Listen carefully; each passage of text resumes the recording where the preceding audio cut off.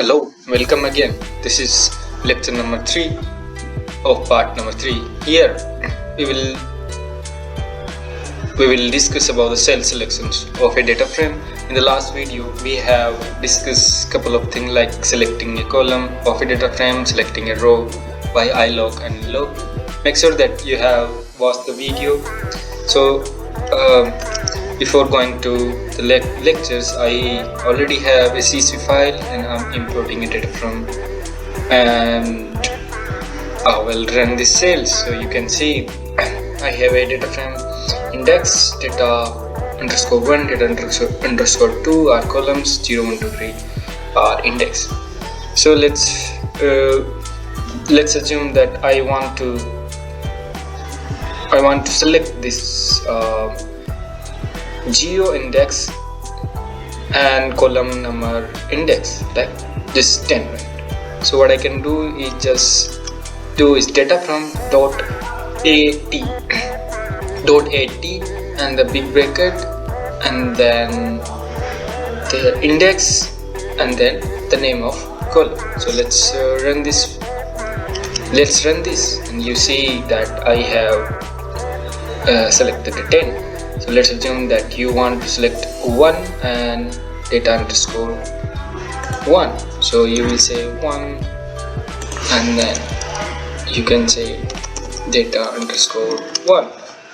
So run it. So you see we selected. So there is another way to selecting, which is iat. It's similar as loc versus iloc. So iat just take integer argument. It does not take any the variable, the name of the column, like index is 0, index data underscore 1 is 1, data underscore 2 is 2. So if I do that, 0, 0, which means 10 will be selected. So, okay. Now there are the two functions, which is, there is one function tell what the location of your column is. Let's assume that you want to know the column number, because the iat gets only integer value. So you will call df.column.getLog and then the name of our column. So see, so data underscore 1 is equal to 1.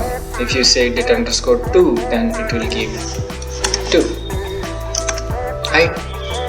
Similar as index, if you want to find the number of integer value of 3, then you will say df.index. Instead of column, you will say index.log.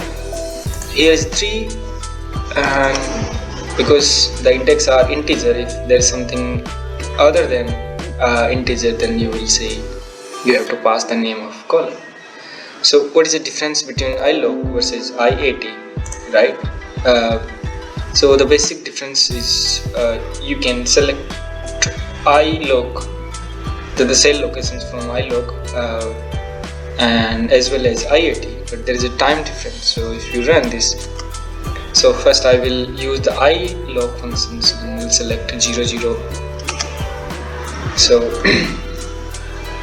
the time at will the functions will tell how much time it takes to execute this line.